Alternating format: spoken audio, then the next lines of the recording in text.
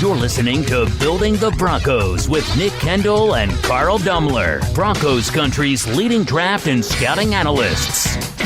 Head on over to milehighhuddle.com to sound off on all things Broncos.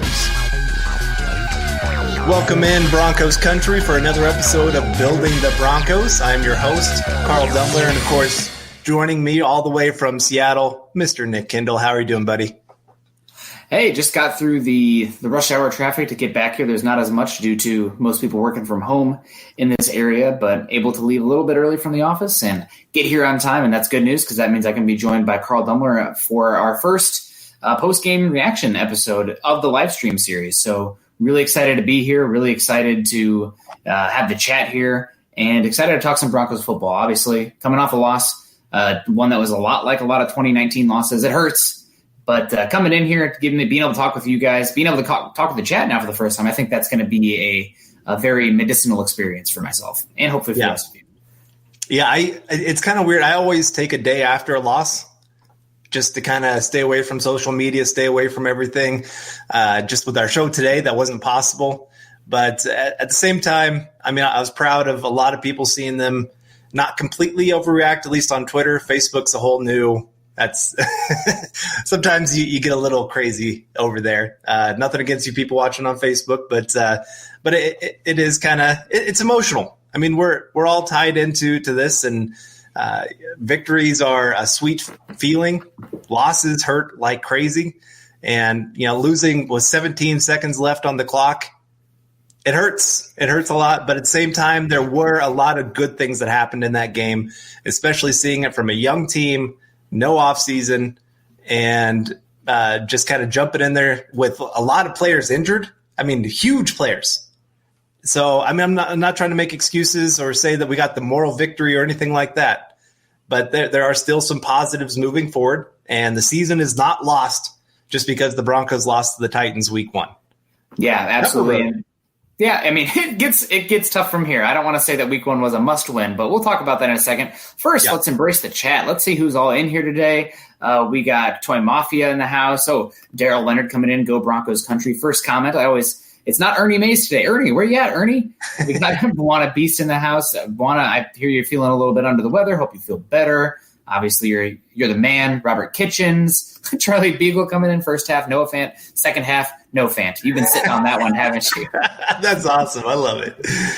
We got Big E Bronco in the house. Aaron Dickerson. Duke, he's giving me a hard time. Duke's giving me a hard time about the dog. 30-minute mark, Nick's going to say, we got to get going. I need to take care of my dog. You know what? I didn't even get to say hi to the dog. So you guys, I'm hurting right now. So it's for you guys, though, so it's fine. Jake, we got Jake Gerard going in here, Holden Adams. So a lot of names in the chat. Dylan Von Arks, ZW Design.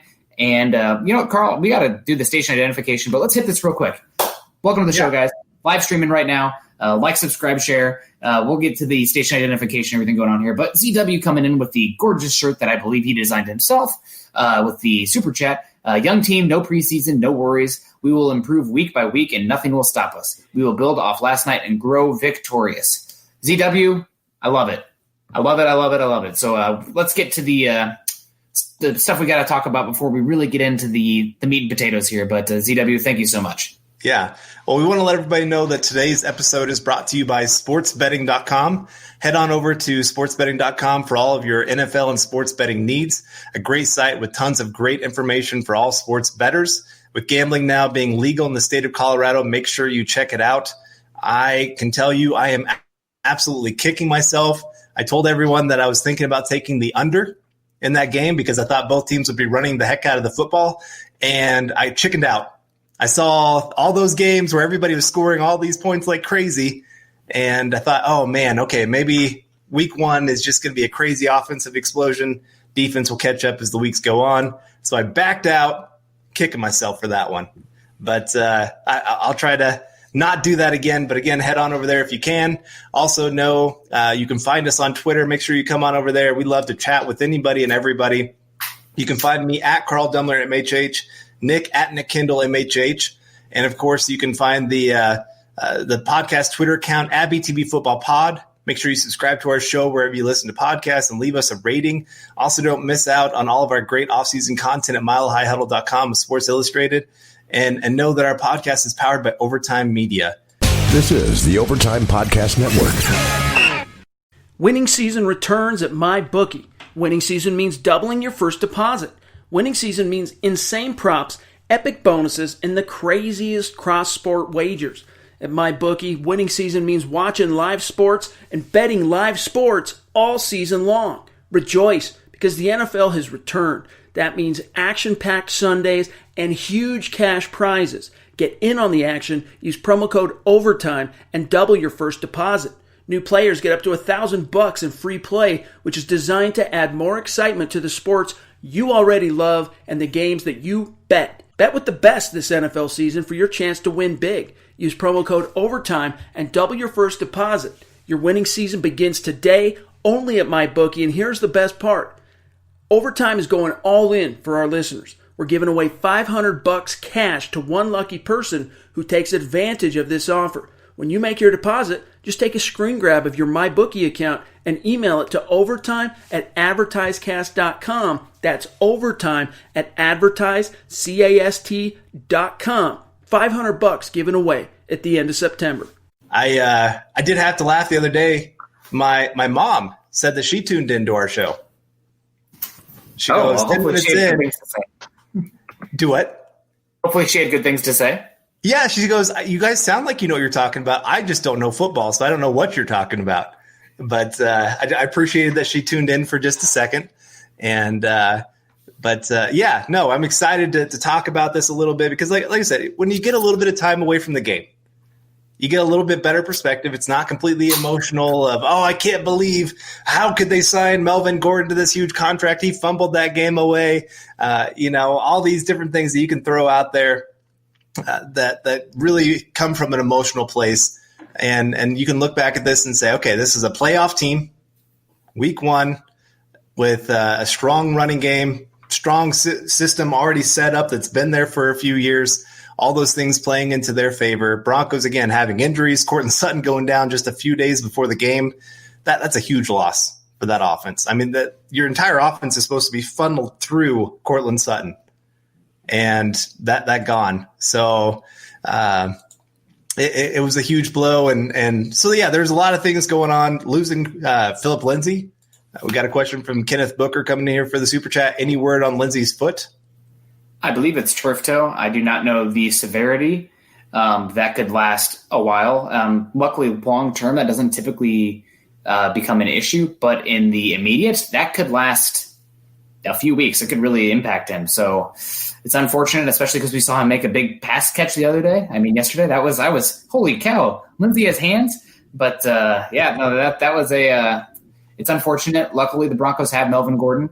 But I believe it's turf toe. Yep. So we'll see how that, again, every injury depends on severity. Mm-hmm. AJ Boye having a dislocated shoulder.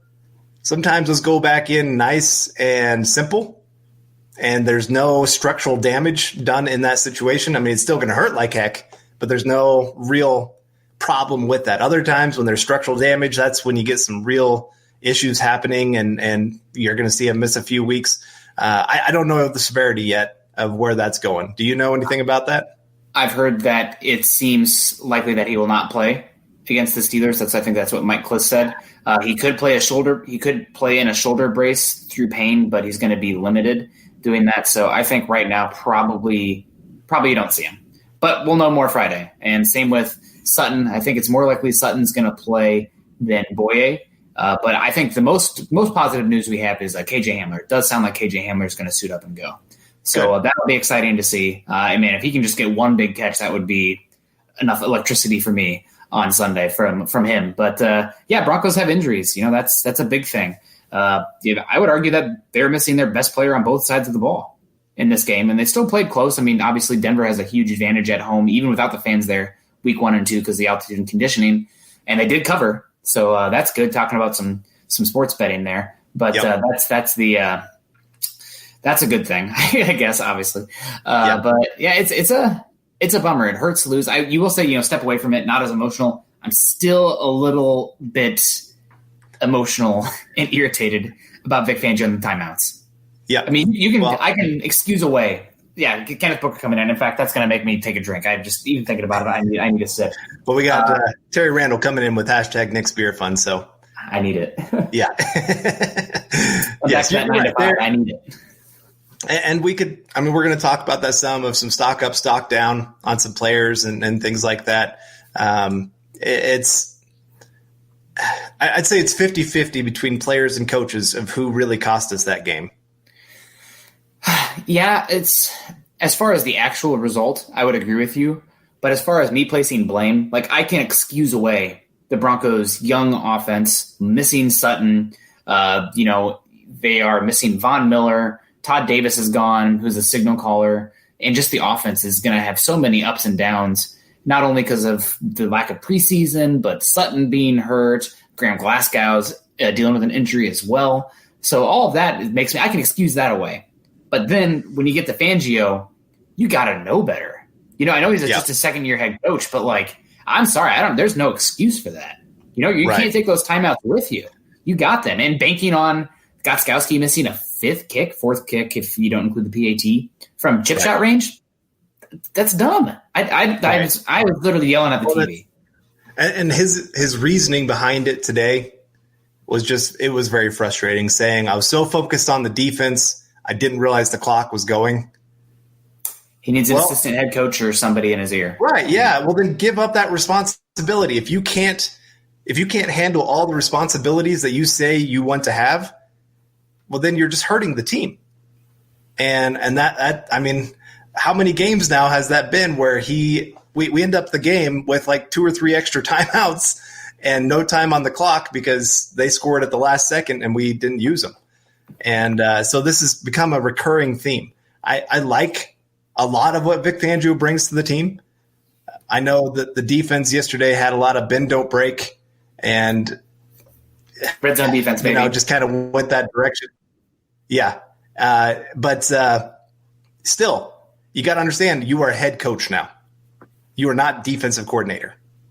And that's part of your job, but your main job has to be head coach. And so, yeah, that was a huge blow to the team right there. He is part of the reason that they definitely lost.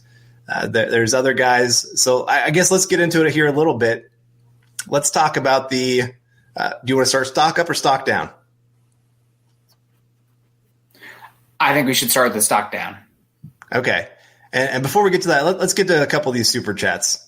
I want to make sure we get these in here. And Duke coming in here with a super chat. I was impressed with Michael O's play. Not bad at all for a rookie. Hashtag beard of knowledge. Hashtag Nick don't stop the pod early tonight. Appreciate that, Duke. And I know he's one of yours. I guess we can start with stock up then, since that one kind of flows. No? Okay. I'll wait on it. We'll wait. We got a few guys we're going to talk about, and he's definitely one of those that will make our list here. Chris Hernandez coming in here. Hashtag even coaches need preseason. Hard to argue with that. It's definitely shown up more than I'd like, and some rookie mistakes there by a coach that's not a rookie. Frustrating. Yeah, so I guess, Carl, kick it off. Oh, here we go. And then $10. Mr. Boggins. Not too worried about Chubb. Watch the All-22. He was either on the opposite side of the ball, doubled in coverage or gas. Also, Locke needs to stop fading and instead stepping up and throwing. Mr. Boggins, how'd you watch the All-22? I don't think that's out yet. I think that everybody's complaining because the All-22 is not out yet. So if you have that, you need to let some people know. Because I think all of draft Twitter and whatnot is freaking out because All-22 is super late. Unless it just came out. But good points. We'll talk about some of these players in a second. A lot of these players we're talking right about in the chat right now are guys that we have in the stock up, stock down. So I guess I'll just go right into it. For me, the stock up, or stock down. We're going to start with stock down. Mr. Boggins, I'll kind of contradict you a little bit, but I just want to add the caveat. For me, stock down a little bit in Chubb, just because he's obviously not quite ready yet. You can see the explosiveness. There was a couple plays where he got close to home. Ryan Tannehill's a very good athlete. You got to give him credit for that. But Chubb, Doesn't have Von Miller opposite him, which is obviously when you have an alpha pass rusher, you can have you can be the beta, Batman to Robin dynamic. But I think Chubb is stocked down just because it's obvious now when seeing it on tape that he is not 100% back from that injury yet. And that's something that's going to be an issue for the defense. I do think you'll see him get better every week. And I think the interior defensive line is better than we thought. I think Jarrell Casey, obvious difference maker. Draymond Jones, despite that penalty, I mean, he was flashing like crazy. I had a really hard time keeping him off this list. But I think Chubb is somebody who's just stocked down just because he's not there yet. That injury is still hampering him. Yeah. There was a few times, honestly, with the pass rushers, I was disappointed. They were very late getting off the ball. Or they'd be late, or they'd be kind of walking up to the line they were gassed. When you only have really 3 guys playing for the majority of the game, one of them injured, like you said, coming back from that injury, 2 others that we're not expecting that they would be starting at this time or getting this many snaps. You could tell that there was just times they were not fully engaged in the play. And it was just kind of frustrating. And Chubb had a couple of those plays where you could just tell he wasn't quite ready for the snap of the ball and taking off and being an impact player. He did have, I think, 2 quarterback hits, but he didn't have any tackles, no tackles for loss. Then obviously he didn't even assist on a tackle. And so they really limited the kind of impact that he could make in the game. And so that meant obviously then Atachu could step in, and he deserves to be on the list. And I think we're going to talk about him at one point here coming up. But not Chubb's best game, but it is kind of getting his feet wet and getting him more ready as the season goes on. This is the Overtime Podcast Network. In case you missed it, sports gambling has been legalized in the state of Colorado. Whether you're looking to place your first wager or you're a seasoned betting professional, sportsbetting.com is the place for you. With sharp odds, a huge range of lines, props, and futures, and backed by state-of-the-art data security and encryption, sportsbetting.com gives you all the tools you need to maximize your sports betting experience. Sportsbetting.com is a legal and licensed sportsbook in Colorado, so with a fresh slate of games coming up in the NFL this week, plus the NBA playoffs, plus college football, you name it, head on over to sportsbetting.com and get in on the action.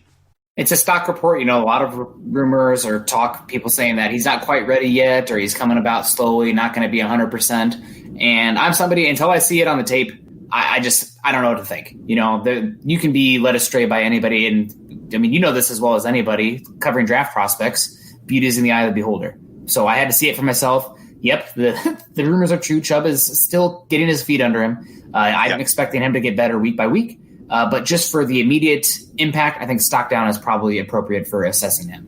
But I think he's going to have a big season. So I think if he can stay healthy, I think he's going to have to fill that Von Miller mantle. Yeah. Mr. Boggins said, I have Game Pass and just watched the coaches' films. Maybe they just released it. It must have. I know that I haven't been on since early afternoon. But all right, my first stock down, Justin Simmons. I don't feel like that was his best game by any means. I think there's a couple times he got caught peeking in the backfield. And I understand it's Derrick Henry. And even their coach wore a face mask that said, give the ball to Derrick Henry. And they tried to do that a lot. I mean, that's why he was held to not great yardage. He had a lot of yards, but not a lot of yards per carry. Was not efficient. Right, exactly. But at the same time, he is that guy that you're expected to pay as the top safety in football. And there were those times that he just looked out of position, looked out of sync, wasn't sure. The touchdown pass was another one where he broke inside. You left Kareem Jackson out there with 2 guys out in the flat, and it was an easy touchdown. And so just, again, some communication errors there in the secondary. That is, again, playing into the not having a preseason, not having those kind of live action snaps where you really got to talk through all those kind of things. So I do expect that he'll get better, but it was a game that disappointed me. He could have made a big play. He almost had that interception that could have maybe turned the game, and it went off his fingertips. Got caught a couple times in coverage where he just was out of position. So not his best. Yeah. But, looking to get paid, and the Broncos are betting against him. So we'll see what it means. We're going to get to stock up here in just a second. But first, we got Peterson Creative coming in with the super chat. Saw the BTB boys were live and had to share some love. Impressed with the rookie CB. Mash the like button. And this is a good moment, guys. Also, go on over to thehuddleuppod.com to get your swag on. If you do like the BTB boys, you can get the Building the Broncos hat. Beautiful. My favorite of the collection. Carl, I will say that I have the Mile High Insiders hat on the way as well. So I'm going to have to kind of see how they fit, but I love this one. Okay. And also, guys, this is Building the Broncos. And if you like this show, if you like all our shows, subscribe, like, and share. Click those little thumbs up, as we like to say. So stock up now, as we were just talking about. Michael Ojemudia. Obviously, with A.J. Boye going down, that is a major concern because the Broncos could not be greener at the cornerback position. I mean, Bryce Callahan he's been around the league for a bit, but he did not play a lot early on. He really has only had one big season, 1.5, and didn't play at all last year. Now you're out there with Callahan and Bassi, and Ojemudia. And Ojemudia played well. I mean, honestly, he should have had that pick. That was a horrible call. I hate to blame the refs unless their name is Bill Vinovich. He gets all the blame no matter what. Ojemudia played really well, and for a third-round rookie cornerback, especially given the Broncos' recent trend of third-round rookie cornerbacks, Isaac Yiadom, Brendan Langley. I mean, even going back to Kayvon Webster, who was a good special teams player, but didn't really see the field as a defensive player. Ojemudia might have had the best game of any of them so far. So, that's awesome. That's great. So I definitely think Ojemudia stock up. I don't think he's ready to take over for Boye. Speedy recovery, Boye. Hopefully see him. But I feel really good about the flashes we saw from Ojemudia. And throw in, he missed half of training camp. Yeah. So, I mean, this guy was coming in raw. And, yeah, he was only given this kind of amount of time to come in and play like that, to make some big-time plays. He only had the one really bad pass interference. And he just kind of got beat and got grabby, which a lot of college cornerbacks, they get away with it in college, don't get away with it in the NFL. So it's kind of expected that he's not going to be completely perfect day one. And but for, like I said, third-round cornerback to come in after your number one cornerback goes down and hold him like that is pretty impressive. So I'll definitely give him lots of credit there. So I'll go another Iowa guy. Well, let's get to Kevin Peterson here first for a super chat. # crate the dog for an hour, Nick. Poor pups. No, he's in his crate right now, so we'll get him out afterwards. There you go. But another Iowa guy. Wait a second. My ears perked up. Did you say another Iowa guy? Another Iowa guy. Yes. Noah Fant. Everybody was kind of wondering when Cortland Sutton went down, who's going to be the number one guy for Drew Lock. And I don't know what happened that second half. I don't know if the Titans made some just incredible adjustments and said anybody but Noah Fant. And honestly, there were some others. There's Ernie. And there were some others that had opportunities to make plays and they didn't quite make them. We'll talk about those kind of guys here in just a second. But Noah Fant looked like the explosive weapon that the Broncos were hoping he would be as being a first-round tight end. Making plays, not only catching the football, that box out for the touchdown, that is something that he did not show last year. He did not show that kind of fight around the red zone. And so that was huge to see him do that. But also then just breaking tackles, working for those extra yards. That's something you love to see, that this guy's really showing he cares about what he's doing this year. And he has a great connection with Drew Lock, obviously. So I'm excited, especially when you get Cortland Sutton back and teams have to focus on him, and you got Noah Fant. I mean, that's just so much athleticism on the field all at the same time. You got Jerry Jeudy. You're going to have KJ Hamler. There are exciting times ahead for this offense. It really can be one of the more explosive offenses in all of football. And it doesn't have to be those deep passes going. I mean, Drew Lock missed a lot of those deep passes. This can be that short passing game that still is explosive getting down the field. Yeah, honestly, when Sutton comes back and KJ Hamler as well, and Judy's going to get better than he was this week, the space that Fant is going to have underneath. I mean, we saw it this week. He moves a different speed than almost any linebacker in the league. I mean, we obviously knew that in the combine, but he was just flying by guys. I don't know why he disappeared in the first half or in the second half. I'll have to go back and watch the game again. But either way, just do what he did in the first half, and then I'm sure the Titans to shift their coverage to take him away. from the tight end position, that's a rare skill, and that's really valuable. So even though he didn't get the ball like you'd want in the second half, I'm guessing he did dictate some coverage because he was killing them.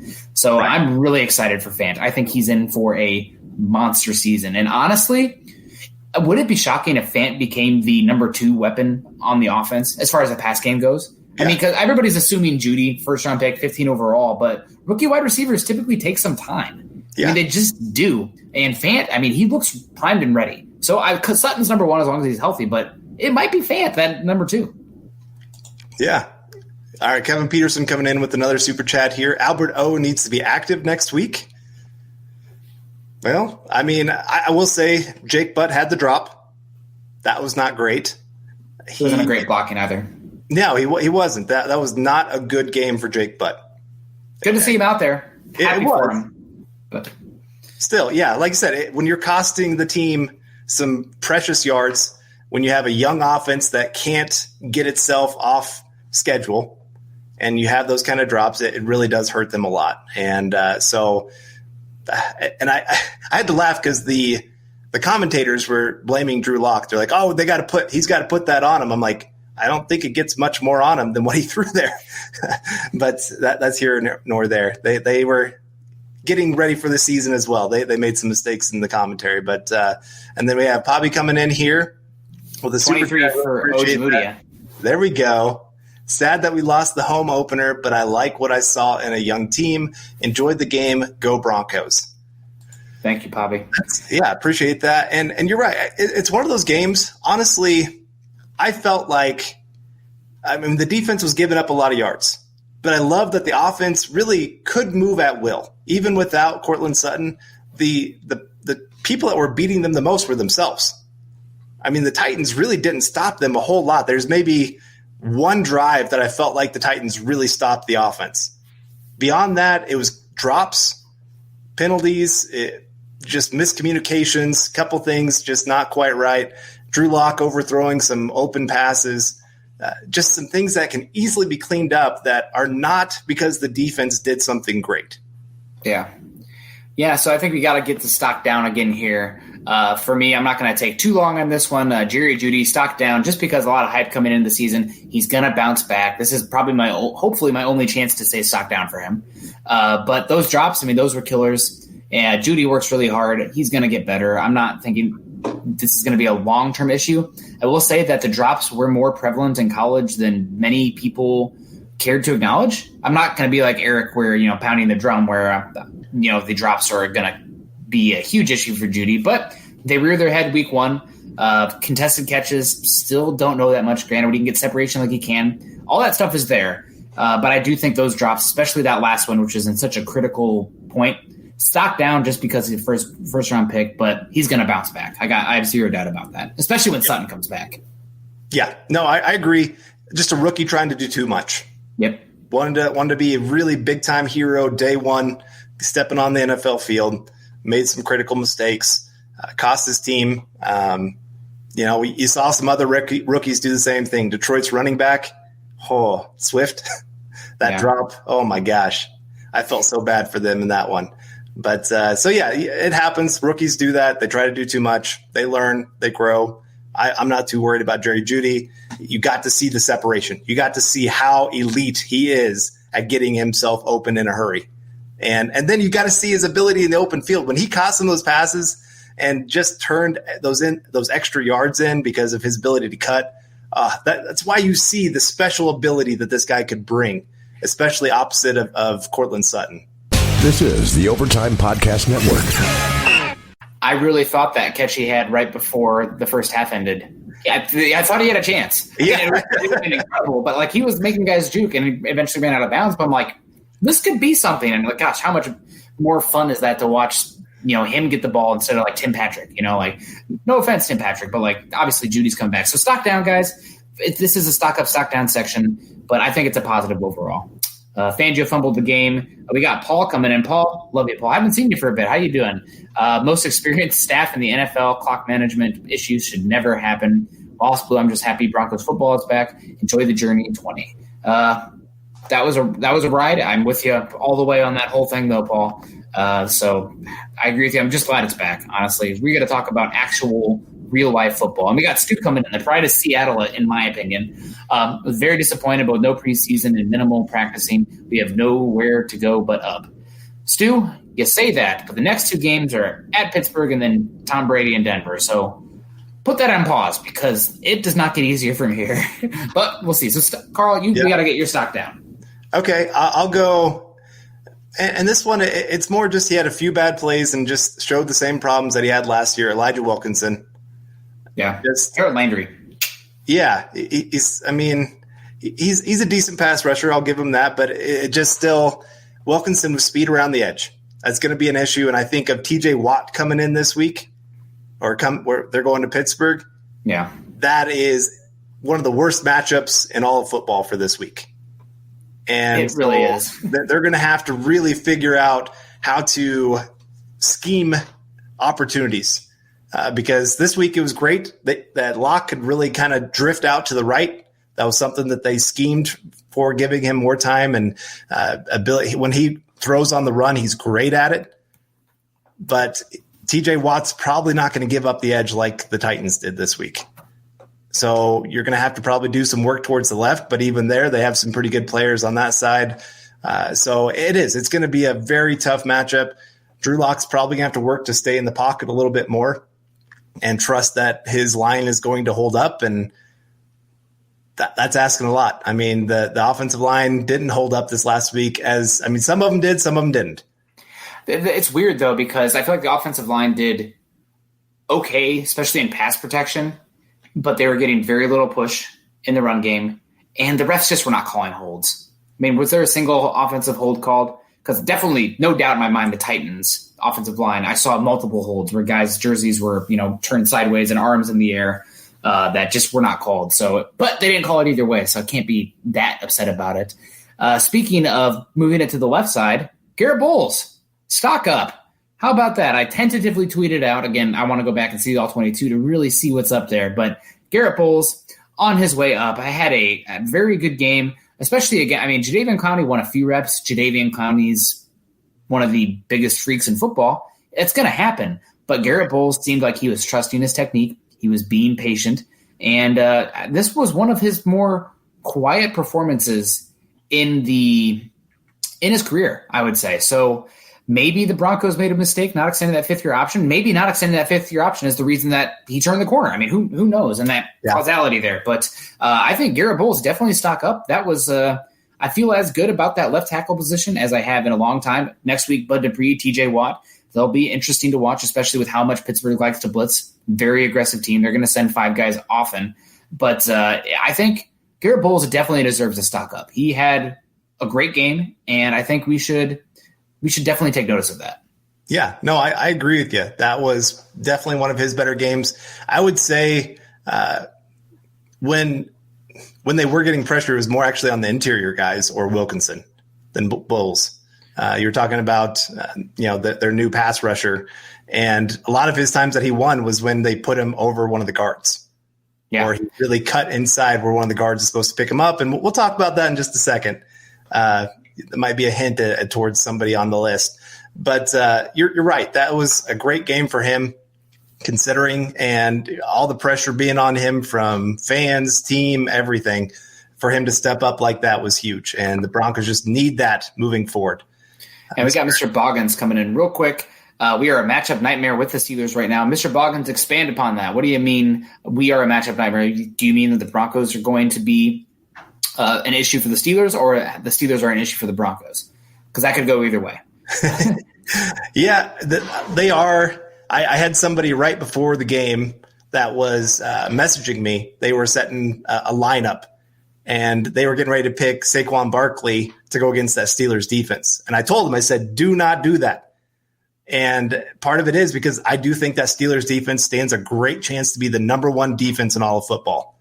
It's them or the Ravens, I think. Yeah. Honestly. AFC right. North is back, baby. I mean, there's not a whole lot of weaknesses that you can attack. No. The corners are not the greatest. I will say that. It's probably the one area that you could say is average to above average. But they still have great safeties, great linebackers, great interior defensive line, amazing edge rushers. And so Depth. So important on defense. Right, exactly. And so it will be one of those, you're going to need the offensive line to step up. Broncos definitely need Cortland Sutton more in this game than they did against the Titans. And they're going to work to stop the run game with Melvin Gordon and kind of dare Drew Lock to have to beat him. And they're going to hope that Drew Lock makes a couple bad decisions. That's what they did against the Giants. Giants started off looking pretty decent against them. And then all of a sudden, mistakes started happening and compounding, and they started getting behind and just started panicking. So it'll be a tough matchup. Yeah, absolutely. So, Carl, I think you're a stock up now. Yes, I'm going to go Atachu. Good one. I thought he did a great job stepping up. And he had a lot of one-on-one opportunities, and he won a lot of those. He helped in the run game, got a couple tackles for loss, got the first sack of the season. Thankfully, Broncos last year it took till game 5 to get sack number 1. So they didn't wait that long this time, thankfully. And he should have had a couple more. He was right there, just real close to making some big plays for that defense. And so really excited to see him step up. And I loved him last year. I thought he was underrated. I know his PFF grade was not great, and I'm going, what are they watching? This guy's winning a lot more than you would think for a backup edge rusher. Now being a starter, I think he really showed himself why he is the next guy up. Yeah, I was really glad the Broncos brought him back. I never expected him to get the reps that he's going to get now, but he seems like a fit, and he was a second-round pick when they drafted him. He was always a kind of a height, weight, speed kind of guy. So definitely someone to watch for. Let me see. We're on stock down now. My last stock down is Dalton Reisner. Outside of that touchdown run block where he pulled, which was gorgeous, I felt like he got his rear end handed to him much of the night. Granted, Jeffrey Simmons, who was picked one pick before Noah Fant in the 2019 draft, is going to be one of the best interior defensive linemen in football. And, we saw that he made plays all over. He had the red armband, so he really stood out just against the rest of the Titans front there. But he was beating up on Dalton Reisner early and often. And granted, hats off to Jeffrey Simmons because he's going to be an incredible player. But I thought Reisner struggled overall. And it wasn't just Simmons also. I thought Reisner, especially in the run game, just not getting the push. Yeah. So that was an issue, especially in the first 2 quarters. I felt like the Broncos were kind of just banging their head against a wall. So granted, hats off to the Titans also. They schemed it up, but I felt like Reisner, for being the hyped up player he is in the offensive line, and for the standards that I had for him, I thought he could have been a little better. I think stock down for him. He just did not have the best game.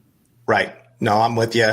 My last one will be, and it's one of those, unfortunately, because he only gets a few plays a game. It's either he is a big time plus or a big time minus. Deontay Spencer. I think part of my issue is going back to last year. There are times he believes almost too much in himself. And as a punt returner, it is just as important to be smart with what you're doing as actually having big plays. Yeah. And is drifting back on that one punt return back to about the 5-yard line. He should have just let that go into the end zone. Instead, he thought, I can make this into a big play. Ended up really pinning that offense back. And it just not smart. And like I said, this is kind of coming back from last year. He has had some big plays, and yes, he was a Pro Bowl returner, but it is a little bit of boom or bust with him. Pro Bowl. Yeah. Yes, it's true. And so I just – there's times I'm really questioning whether they should continue forward with him as the returner. And his days might be numbered with KJ Hamler getting healthier. So we'll see. We got Jay Roper coming in. Jay, that's some nice flow you got going there. Is that quarantine hair or is that typical? I could kind of go, hair follicle with you there. Do you think Dalton Reisner has hit his cap? I don't believe so. I think it's just probably a little bit. If there's any position, it's the entire offense, honestly. But the offensive line requires so much work and synergy that even when there's been normal off seasons recently, people have complained that the offensive lines are not ready because they just have not had enough padded practices out there to get that synergy, to get that cohesion. So you amplify that by like 10 billion given the circumstances this year. So I don't think Dalton Reisner has hit his cap. I do think that he's probably closer to his ceilings than a typical second-year player, just because he is older and he's not an athletic freak. He's not this guy who has this untapped potential. But I do think that Reisner has not hit his cap yet. He can get better for sure. Yep. Okay. Kevin Peterson coming in here with a super chat. Appreciate that, Kevin. Stock down the cheerleaders. They're always 6 feet apart. Did they put on weight from quarantine? I need them in my life. Hashtag cardboard cutouts. Hashtag fire Goodell. If anybody knows any cheerleaders, first of all, I guess send them. Is anybody single that we know in the podcast? Maybe just send them Chad's way. I'll send him Zach's way. He's single. We're married men, so we can't really do that. And I cannot speak on the weight, but we appreciate the comment there, Kevin. And then Mundunga's coming in here. Going to be honest, Washington's front seven looks scarier than Pittsburgh's does. Hashtag overrated. They've spent first round pick after first round pick after first round pick on that line, and they have arguably, I would say, the second most valuable young pass rusher in football in Chase Young, only behind Myles Garrett. So they're going to be good. Now, the question is that offense, Dwayne Haskins, the receivers they have, the offensive line, not good. And how far can a good defense take them this year, especially one with secondary questions? I don't know, but that's a good comment. That's the difference between, to me, Steelers and Washington when it comes to overall defense. Yeah. Steelers have a better back secondary compared to what Washington brings to the table. And so while they might have a little bit better pass rush and defensive line going there, I just think the secondary difference is what really separates them. And I need to see Washington do it on a more regular basis. They had one great game. And I do believe that they are great, but Pittsburgh showed it all of last season and then brought those players back. And so they're a proven commodity compared to what Washington, they got a lot of young guys that they're depending on to really step up and be all-stars in the league. Again, I think they will be. I just don't know if they're going to be as consistent as Pittsburgh's going to be all season long. Yeah, Mitch Mann coming in. Huge respect for anyone who actually has dated a cheerleader. LOL. Mitch, that just made me laugh, so I wanted to give you a little highlight there. So my wife was a cheerleader. So was mine, but high school. So so I think you may be the NFL cheerleaders. Yes. There was actually a picture of me. This was before I liked girls, where I went to see the Broncos play the Rams in St. Louis. It was a preseason game. It had been like 1999. And I got a picture of the Rams cheerleaders that I did not want to get. And I didn't think girls were cool then. And my dad kept putting it up on the fridge, and I'd like crinkle it up and throw it in the garbage, and he kept taking it out and putting it on the fridge because it made me so upset. Looking back, I wish I knew where that picture was. It's probably destroyed now. But the final stock up here, and guys, everybody likes to talk offense. Everyone likes to talk defense. Special teams matters. Sam Martin, heck of a Broncos debut. I mean, we were actually asked on the Mile High Insiders multiple times. Luke was, at least, because he's been covering the Broncos on site as much as he can, given the state of the world. How Sam Martin's looking. He's like, you know what? I can't answer that for you. Test number one, Sam Martin. Double thumbs up, man. Heck of a game. It kind of hurt a little bit seeing Brett Kern dominate because he's been one of the best punters in football. Right. Screw you, Josh McDaniels. Screw you, Josh McDaniels. Screw you, Josh McDaniels. But I was really happy with Sam Martin. And I know that was a sign that kind of caught me a little bit off guard when it happened this offseason. But, I mean, if the Broncos can play good defense and they can, when the offense doesn't score, and they can pin them back like Sam Martin was, I'll take those odds. I think he looked really good. I was impressed. I'm not a specialist by any means, but the Sam Martin, good job. Yeah. I was impressed. And I got to give it to the coverage units too. Yeah. They did a good job getting down there, and something that the Broncos struggled with the last couple of years, they would really clump together and they would give a window to the outside for a returner. They did a great job of spreading out where they'd have 4 or 5 guys and a returner would look at them and go, which I have nowhere to go. So I was really impressed with the coverage units getting down the field and being ready to make a tackle and actually making the tackle. Yeah, I thought Trey Marshall and Malik Reed specifically and Tyree Cleveland specifically stood out in special teams coverages. So I want to give them a shout out. Special teams matters. Yep. Yeah. So my final one is Bassey. Okay. For again, undrafted rookie coming in week 1, this is a guy that was in some eyes a long shot to even make the roster. And then all of a sudden he's getting significant snaps week 1, and he didn't look lost. He wasn't perfect by any means, but again, undrafted guy week 1 to come out there and perform like he did, I have to give him quite a bit of credit for doing that. I thought that he did struggle a bit. There's that area between Bassey and Jewell and Simmons where the Titans repeatedly, at least on my first view, I need to go back and see it, apparently because the All-22 is out now. But there's that just area there where the Titans repeatedly exploited, especially Corey Davis running the same route over and over again. The Broncos could not figure out what to do on that one. But I thought Bassey was okay, but given the parameters you set, right, I definitely think he deserved it. So we got Truce to Poet coming in, ref stock down for the call against AJ nullifying an INT. Yeah, that one was bad. So we'll call it as it is. Sometimes the refs make mistakes. They're human, but that one sucked. So that one, it was. That's a football play. I mean, you're going to go out there. You want to go out there and be mean. That's something where if I saw that in a college game, and granted, if the play was dead and he did that, or like the guy kind of antagonized him and did it, I'd be upset.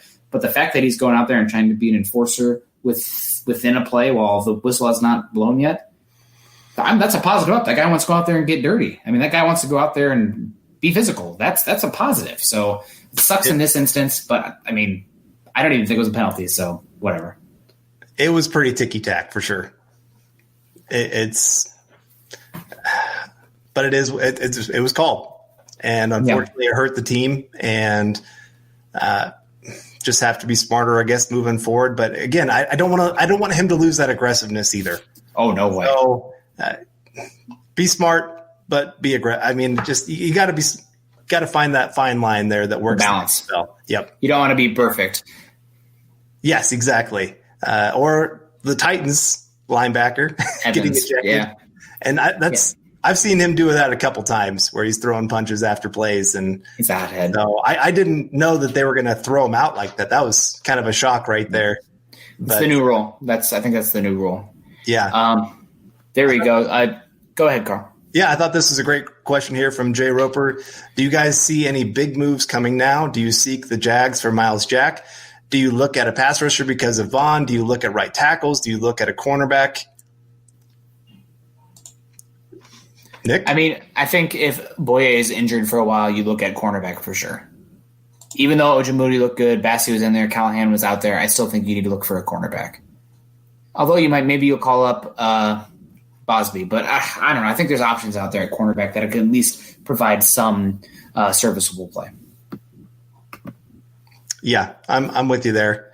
I also, before we get going, we got to talk Drew Lock for sure. I see it in the comment section here. Yeah, stock up for Josie Jewell, especially that tackle on Derrick Henry. I see Truce coming in. Jewell did play better than I thought he would. He's still a little bit of a shrimp in terms of coverage. He's just going to have issues in zone coverage because he can't reach. He's also not that fast, but he's quick and he's smart and he played better than I thought he would. So it's going to be interesting to see how he plays against a different style of offense rather than one that's plow ahead where it's going to put him a little bit more in space. But Jewell definitely deserves a shout out for stock up. Before we get going though, guys, we got to talk lock, but this is the Building the Broncos podcast. Follow us on Twitter at BTB Football Pod. Also, even more important, follow the site account at Mile High Huddle. This is all on Twitter.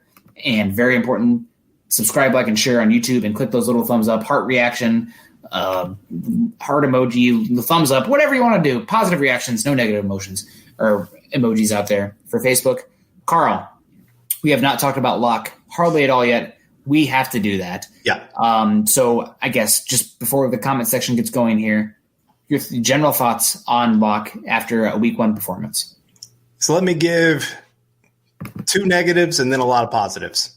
Okay. Because it was definitely not a perfect game, which if you were expecting a perfect game from Drew Lock on his 6th start and after an offseason like we just had, especially after losing his top guy that he has trusted all offseason in Cortland Sutton, yeah, that was never going to happen. So a couple things. He was drifting a lot in this game. And I do think that comes from just all of training camp, seeing his offensive line struggle. And there were times where he did it when he didn't have to. That's the part that just kind of gets to me, that there were times where the pocket was right there. Instead, he decided he had to get to the edge. And while it worked against the Titans, again, you're going to go against a team with TJ Watt, with Bud Dupree. Those guys, I think, could hold up better on the edge and could maybe turn those plays into a negative play against the Broncos, where the Titans couldn't.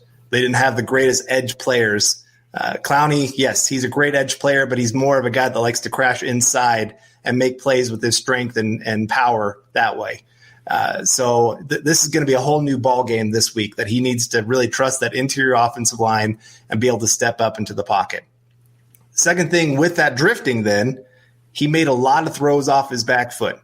I'm going to have to go back and rewatch it again, but especially his deep throws, a lot of those were him drifting backwards, throwing off that back foot, and you lose accuracy when you do that. Now, he got to show off his strong arm, that he could be on his back foot and overthrow a go route. That's impressive in the NFL. But it's an incomplete when those could have been touchdowns. And so last year he did it some, but I thought he was better last year of stepping into more of his throws than he was in this game. So those are two negatives that I saw in this game. The positives, intermediate throws, he looked great. He really did. He was accurate. He was smart, and he just really was on time with a lot of those throws, did a great job on the run, using his athleticism to make plays, was smart and being able to see the holes at times in the defense. That touchdown again to Noah Fant. He was directing Noah Fant, hey, go to this spot. I'm going to throw it to this spot. You be there. And that was a smart play. One of those that not every quarterback in the NFL can make that throw or would even dare to attempt that throw.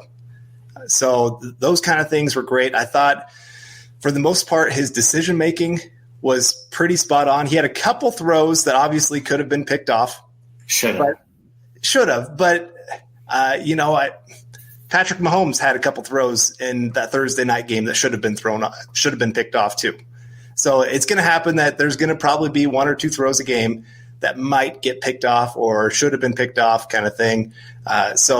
But for the most part, I did like most of his decision making. Yeah, I think the biggest thing I can take away watching this game as a positive is that Drew Lock is a playmaker. I mean, he is. He's not running out there like Kyler Murray or Lamar Jackson, but the fact that he can bring any sort of athleticism and playmaking ability from the quarterback position extended so many drives that the Broncos have not been able to do for the last, since Jake Plummer? I mean, since Jake Cutler maybe. But yeah. Seriously, like plays where he would escape, and even if he's just picking up 8 yards, that's such a difference maker instead of a sack to Joe Flacco or a Case Keenum. Right. And also, I love your point, especially the intermediate middle of the field. He was not only accurate, but the timing was good. There's a couple plays, I think it was a slant to Tim Patrick, where there was a linebacker in the middle of the field playing a hook zone, and he looked to the left, and that linebacker was paused, and then he immediately came to that window that was vacated and hit that slant for a first down to Tim Patrick. So there's things like that where the mental side of the game, you can see it improving. Yeah. You're 100% correct, though, in that his footwork, especially he's falling off the mound, so to speak. So it wasn't just drifting backwards. It was kind of this like to the left kind of thing where he was throwing and that he would lose his accuracy. So that's still that base mechanics, which is something that, you don't want him to be a robot back there.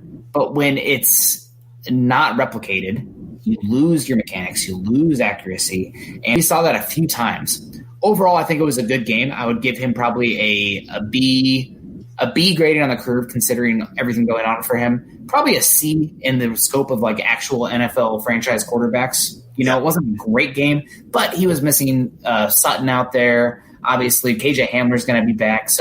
And the Titans have a good defense. I know they're missing Dory Jackson, but they have a good defense. So I think it was an okay game from him. I want to see more. There are obvious things that he needs to improve on. He got very lucky on 2 plays where that probably should have been picked. Probably should have been picked. So that's going to happen this year.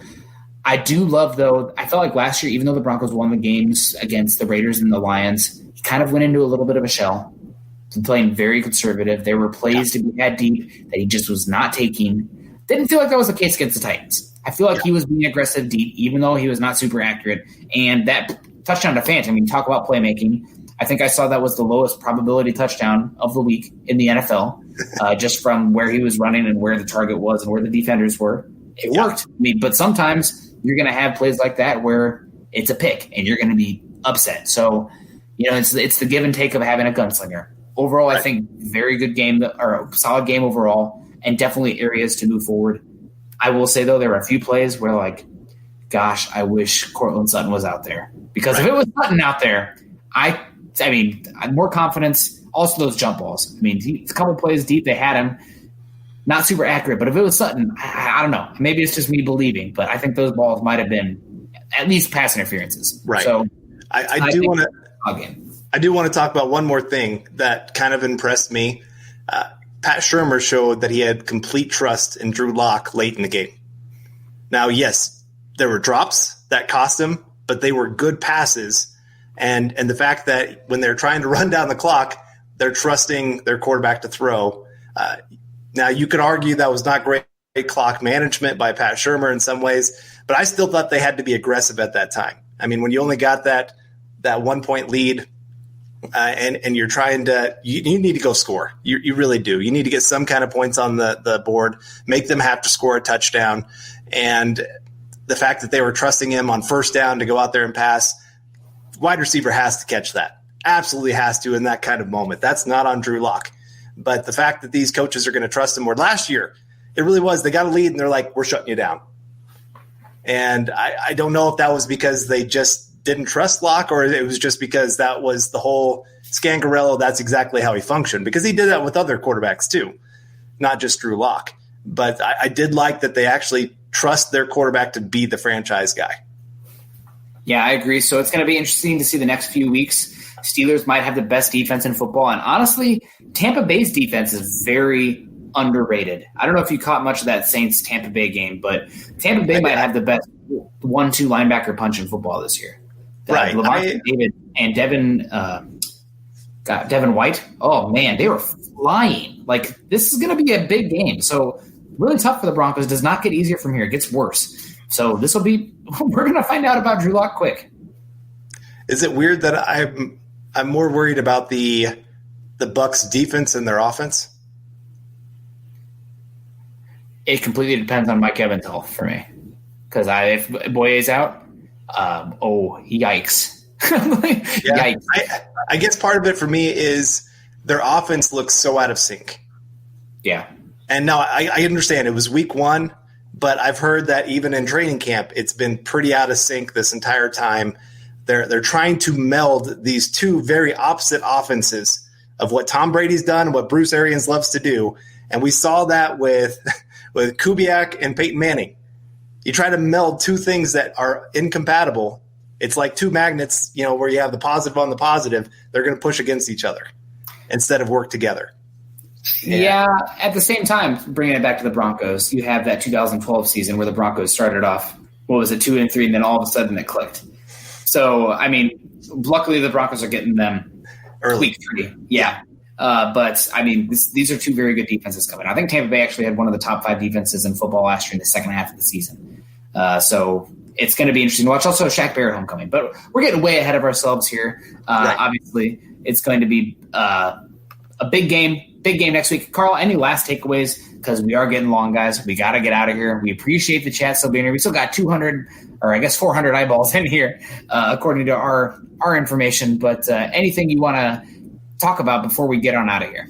Yeah, this is a great point by Terry Randall. Best stat of the night, 0 interceptions. Given there were a couple that could have gone that way. But like I said, there's always a couple passes a game for most quarterbacks. The worst ones obviously have a few more. But for the most part, I did like his decision-making. And really, I guess I'll say this. I really was impressed by the offense. I thought they'd be a lot more out of sync than they were. There were still some moments that they were out of sync. But wide receivers were getting open, getting to their spot. Drew Lock was hitting them when he had his opportunities. They were getting first downs when last year they would not have gotten a lot of those first downs. They still struggle in that third quarter. That's something that happened last year. And I just hate it. I hate that the Broncos just seem to completely shut down, fall apart right after the half, and all of a sudden they just turn into a pumpkin. And so I don't know what they need to do to remedy that, but really I'd say Vic Fangio needs to look at that. What are we doing at halftime? How can we improve this? Because this is 17 games now, and it's not worked. And this was the 5th game where the Broncos have had a lead in the 4th quarter and lost, and I believe the 4th game where they've lost in the last minute of the game in 17 games of Vic Fangio. So not great, but hopefully, guys, something to improve upon. Overall, main takeaways for me, Broncos came down to the last minute. Unfortunately, Gostkowski got a vindication, I guess, and the Broncos played close despite a new offense with so many young guys and missing their best player on defense and their best player on offense. So the season's probably going to be a roller coaster, but it's going to get better. And the perspective always was this year, up and down, young team, older defense, but still, I mean, probably it revolves around Drew Lock and that offense. Going to be sporadic, going to be erratic, and 2021 is looking brighter and brighter. It really is. So I always thought if they could go 2-3 through the first 5 games, I would feel very good about their chances to make that late push to make the playoffs. Very good. Very good. Very good, actually. One, because they got an extra playoff spot this year. So I think 9-7 can get the job done. I do think when you're getting Cortland Sutton back, you're getting KJ Hamler back, it just makes this offense just ecstatic. I mean, it just electric. That's the word I'm looking for. So I do like that. I think there's some real opportunity for something there. The defense, they can't suffer many more injuries, though. But they don't have to completely carry the team. Hopefully this year, hopefully the offense can really get things going. We got another super chat coming in here from Truce to Poet, coming in last second for us. Thank you. Appreciate that. Pittsburgh stock down just for being on the schedule. # Mile High Mafia. Well, hopefully we can see a victory this next week, really surprise the NFL. Not many are probably going to give the Broncos much chance in this one. And so it would be great to see a young team get a huge confidence boost by beating a top team in the NFL. Yeah, one of the best teams, one of the best defenses, and looks pretty darn good. So, guys, that's going to do it for us today. We went to the full hour, so somebody tell Duke that I left my puppy upstairs. He's doing okay. That's going to wrap it up for Carl and myself. Find us on Twitter at Carl Dumler, MHH, and myself at Nick Kendell, MHH. Go to milehighhuddle.com, an affiliate of Sports Illustrated. Also, guys, like, subscribe, and share on YouTube. Leave a like or a heart on Facebook, and also go to iTunes and leave us a 5-star rating and a comment, as all that stuff that you guys can do can really help us and will propel us to continue to bring these Denver Bronco deep dives. You can follow the Building the Broncos podcast and all our other great audio content, again, by subscribing to the Huddle Up podcast wherever you listen to these shows. Carl, any words of wisdom before we get on out of here? No, just don't let 1 week really define how the season's going to go. Don't let one bad game by a player define their entire career. Remember, it's a long season, it's a long career, and we got plenty of season to watch and see what this team can do.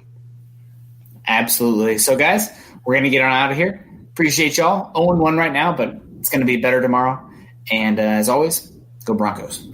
You've been listening to Building the Broncos. Join Broncos Country's deep divers at milehighhuddle.com to keep the conversation going.